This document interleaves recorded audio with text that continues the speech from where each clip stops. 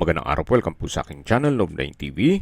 Patalasasan po, meron po ba kayong mga properties na napapabayaan or non-performing assets?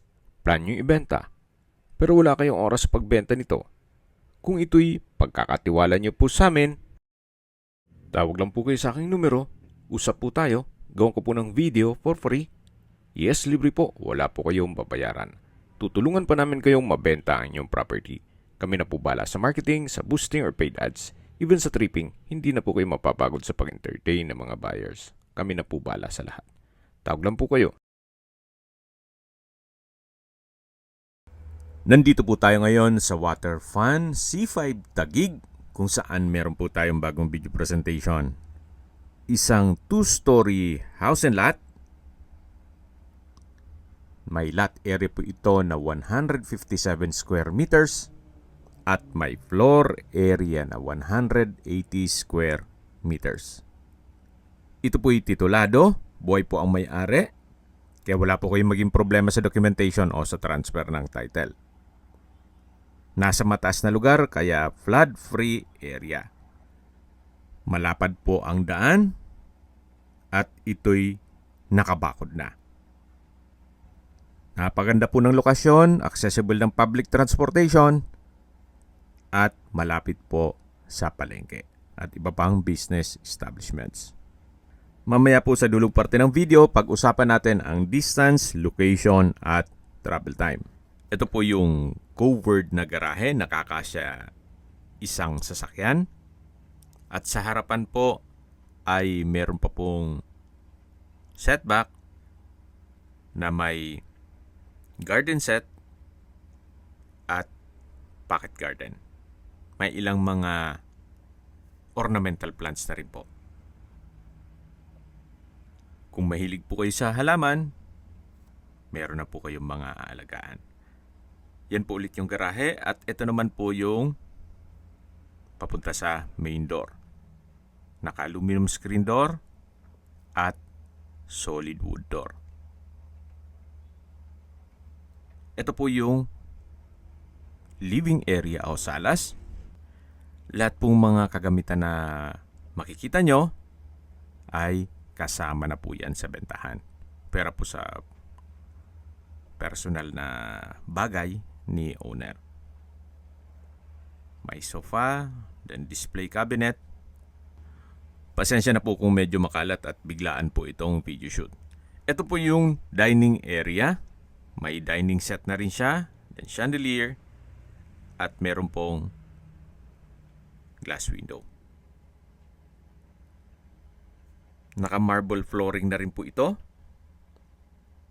At ito naman po yung formal kitchen. May kitchen countertop, may wall-mounted kitchen cabinet, at storage ng kitchen utensils. Ito pong gas range at range hood, kasi sabi nila kasama lahat malamang kasama po yan. At dito naman po yung service area na kung saan may kitchen countertop din po siya at sa dulo ay may access door na papunta sa likod ng bahay. So may setback po dito sa likod at dun sa harapan. May water tank na rin po in case ng water shortage at yun naman po ang daan papunta sa garahe. Balik po ulit tayo dito sa loob. Maisingit ko lang po ang reason for selling.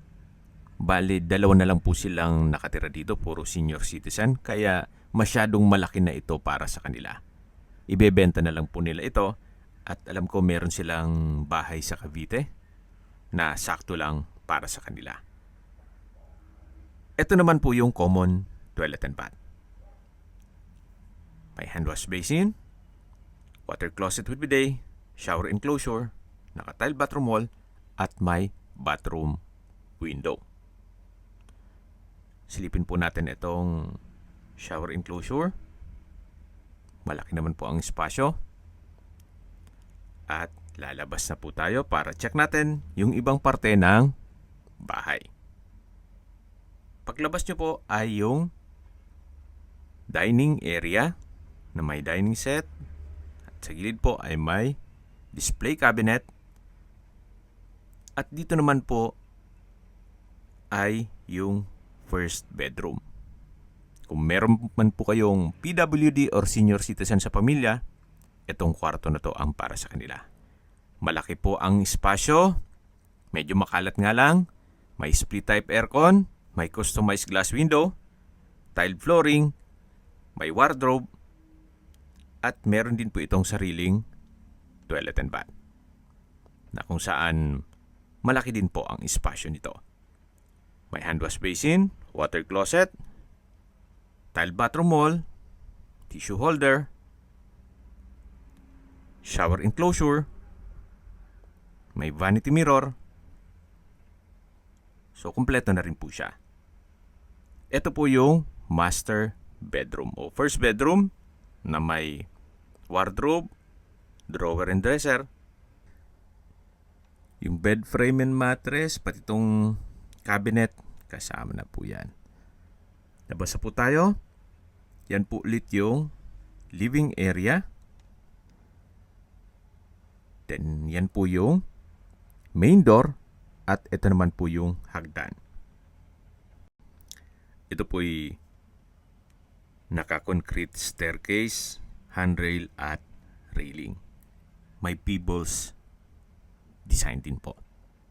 Akyat po tayo, samahan niyo po ako. At nandito na po tayo sa second floor. Ito po yung second bedroom. Malaki naman ang espasyo.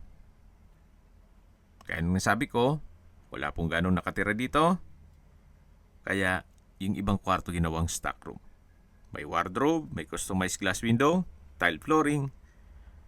At dito naman po yung family area. Ito po yung hallway. Then papasok po tayo dito sa third bedroom. Malaki din po ang espasyo nito. May wardrobe, customized glass windows.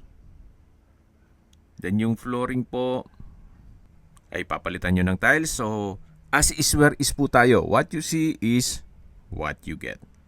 Ganun din po sa flooring dito. Kaya please manage your expectation once na mag-tripping tayo. Na kung sakali man na may makita kayong mga papagawa, well, as is where is po. Kumbaga, kayo na balaan ito after na ma-purchase ng property o ma-acquire nyo ito. Ito po yung fourth bedroom na kung saan malaki naman ang espasyo nito.